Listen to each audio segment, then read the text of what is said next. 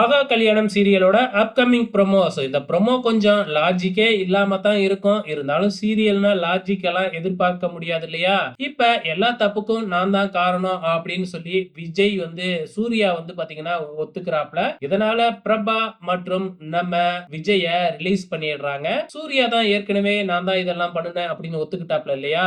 இப்ப வக்கீலும் வந்து பாத்தீங்கன்னா 2 பேத்தையும் வீட்டுக்கு அழைச்சிட்டு வந்து விடுறாப்ல. என்னாச்சு இவங்க 2 பேரும் மட்டும் வந்திருக்காங்க. சூர்யா என்னாச்சு அப்படின்னு கேட்கும்பொழுது, தான் தான் எல்லா தப்பும் பண்ணுனேன் அப்படின்னு சொல்லி அவரே ஒத்துக்கிட்டாரு. அதனால இவங்க 2 பேத்தையும் விட்டுட்டாங்க அப்படின்னு வக்கீல் சொல்ல, விஜய் வந்து அவரே அவர் மேல பழிய போட்டுக்கிட்டாப்ல அப்படின்னு சொன்ன உடனே மகாவுக்கு பயங்கரமா கடுப்பாயி சூர்யாவ பார்க்கறதுக்காக போலீஸ் ஸ்டேஷனுக்கு போறாங்க.